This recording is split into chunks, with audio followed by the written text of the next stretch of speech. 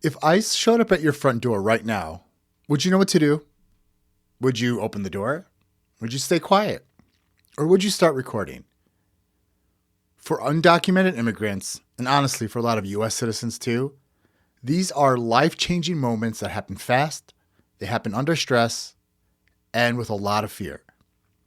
But today we're going to slow it down.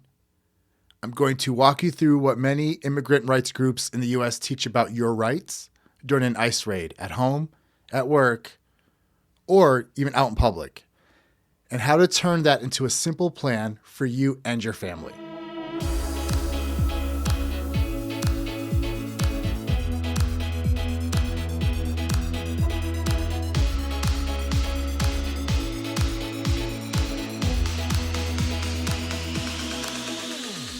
Welcome back to Built to Grow. I'm your host, Valdet Slimai, and this episode is going to be a little bit different.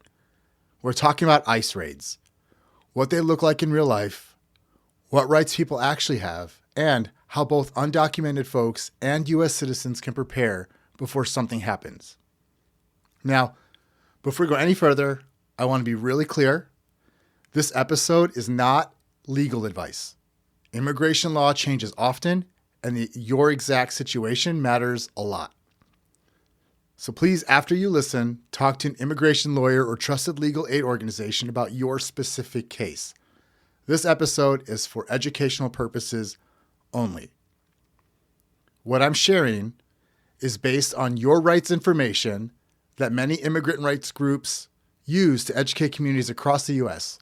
So think of this as like a starting point to help you feel a little less in the dark and a little more prepared. I'm also a human rights consultant, and so that's partly why I'm also creating this episode, because our human rights, all of us have human rights, whether you are undocumented or a citizen, and I don't want to see our human rights being violated, so I want you to know your rights. So first, let's just start with some context. In the U.S., ICE, Immigration and Customs Enforcement, is a federal agency that enforces immigration laws. They're not the same as your local police department, even if they sometimes cooperate. When we say ICE raids, people imagine dozens of agents kicking down doors in the middle of the night. And that does happen. But enforcement also looks like agents showing up at a home early in the morning, visiting a workplace, asking managers to bring specific people forward, approaching people in public places, like outside of a courthouse or on the street or transit stops. Understanding the setting matters because your rights can look a little bit different at home versus at work versus in public. Let's talk about home because that's where a lot of fear lives. One of the most important ideas is the warrant. ICE sometimes comes with papers that look official but do not give them the right to enter your home without permission. So in many situations, what they need is what is a judicial warrant, something that is signed by the judge, and that clearly states the correct name and address. Okay, so it's very important. It has to be, because there's the ICE form where the ICE agent fills it out, and they may try to pass that off. That is not valid, and they cannot use that. You have to have a judicial warrant signed by a judge, and it has to have the correct name and address clearly listed. And here's what many legal aid groups teach. If officers are at your door, you do not have to open it just because they're knocking or asking. Let me say that again. If officers are at your door, if agents are at your door, you do not have to open it just because they're knocking or asking. You can speak through the door. You can keep the door closed. You can talk through the door, speak through the door, and you can say calmly, "Can you please slip the warrant under the door?" Or, "Can you show it through the window?" Somewhere where it's visible. Check to see if it's signed by a judge and whether your name and address are correct. Do not open the door, okay? Because if you open the door, you're likely to answer questions. Keep the door closed until you see the warrant. If the warrant is not signed by a judge, or if the information is any way wrong, you can say through the door, "I do not consent to you entering my home." I choose to remain silent. I want to speak to a lawyer. Remember, you don't have to answer questions about anything, about where you were born, how you entered the country, or your immigration status. Okay? If there is no warrant or the warrant's not valid, you simply say, I do not consent to you entering my home, and I choose to remain silent. I want to speak to a lawyer, and don't answer any questions. Now, there's 2 points I do want to bring up. Do not lie or present fake documents. That will guarantee make things worse for you. Also, I want to be really clear. Do not sign anything that you don't understand. You have the right to a lawyer. Ask for a lawyer first. All right? So don't lie or present any fake documents, and don't sign anything you don't understand. Okay? Ask for a lawyer first. Okay, so let's talk about what happens. What are your rights when you're at work or in public? Okay, so let's move on to those two spaces, work and public spaces. At work, immigration enforcement can show up in a couple of ways. They might talk to the employer, they might even come onto the work site, or they might wait outside. In public places, they might approach you directly, ask questions, or run what can feel like a checkpoint. In many situations, you have a very simple but powerful question at your disposal. Am I free to leave? Am I free to leave? If the officer says yes, you can calmly walk away. If the officer says no or doesn't clearly let you go, you can say, I choose to remain silent. I want to speak to a lawyer. Remember, you generally do not have to answer questions about your immigration status in these moments. You may have to provide a name or identification in some situations, depending on the local law, which is why it's really important that you get advice, specific advice to the state that you live in. But the big picture is really this. When you're on the spot, you don't have to explain your story on the spot. You don't have to explain anything on the spot. You don't have to sign away your rights under pressure. Don't sign anything. And you can insist calmly and repeatedly, and say it as many times as you need to, but you can insist on your right to remain silent and talk to a lawyer. I choose to remain silent. I want to speak to a lawyer. Now let's talk about what if you're a U.S. citizen or someone with status and you see an ICE raid, you see enforcement action. First, your job is not to become a hero in the middle of the scene. Physical confrontation can put everyone at risk.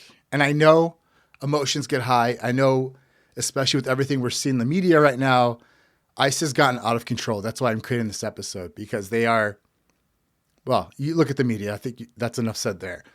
So, but they have given themselves carte blanche to harm people.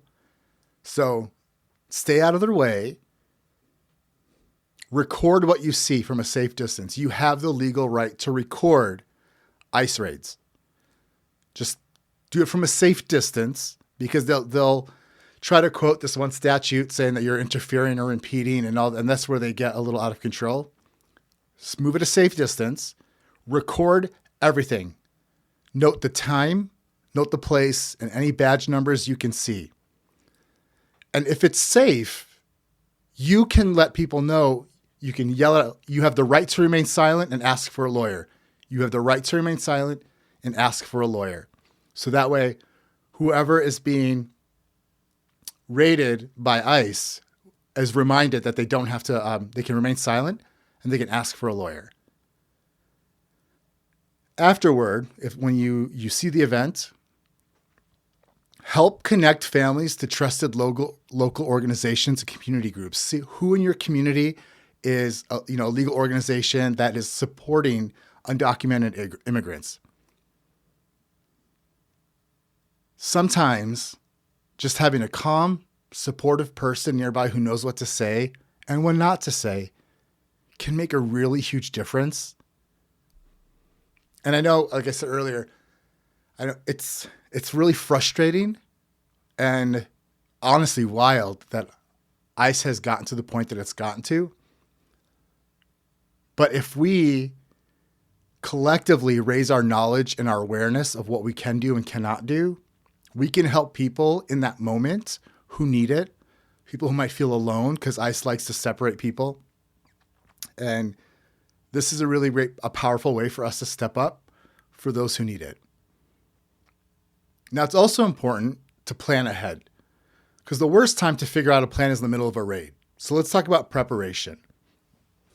So here are a few steps that immigrant rights organizations often recommend. Family plan. Decide who will take care of children, elders, or people with disabilities if someone is detained. Make sure kids know who to call and where to go. You'll also want emergency contacts. Choose at least 2 people, ideally including a U.S. citizen, who agree to be your emergency contacts. Memorize their phone numbers and write them down somewhere safe. You also want to consider what important documents. Keep copies of key documents in one folder. So birth certificates, passports, immigration papers, medical info, school records. Keep it in one folder and let your trusted contacts know where this folder is. Probably ideally locked in a safe or somewhere that is secure. Legal help. You want to think about legal help. Look up local legal aid organizations or immigrant rights groups now before anything happens. Save their numbers in your phone under something easy to remember. And if you check out my blog, valdetsalimai.com, I wrote a couple of articles that also magnify this information, and I have a couple of quick reference cards to reference that, phrases in both Spanish and English. That way, whichever language you speak, you can use one of those. It's for reference only. So it's valdetsalimai.com. I'll have the link in the description. But overall, let's just zoom out. Again, ICE raids, they're designed to be fast, confusing, and intimidating. You might not control when or where they happen, but you can control how prepared you are. And just to recap, today we talked about what ICE is and how raids often look in real life, your rights at home, at work, and in public, what allies and U.S. citizens can do, and how to build a simple family plan so that you're not starting from zero while in a crisis. And again, remember, this episode is not legal advice. Please use it as a starting point. The next step is to connect with local immigration lawyers or a trusted immigrant rights group where you live. Ask them to walk through your specific options. And if you're an ally, you can also reach out to these same groups and ask them what you can do, and especially in that state. If you found this helpful, please share it with someone who might need it. A friend, a family member, a coworker. These are conversations that can literally change what happens on someone's hardest day. And if you want more episodes that turn complicated, scary topics into clear, practical steps, hit subscribe and stay tuned for what's next on Built to Grow. This episode is dedicated to Renee Nicole Good.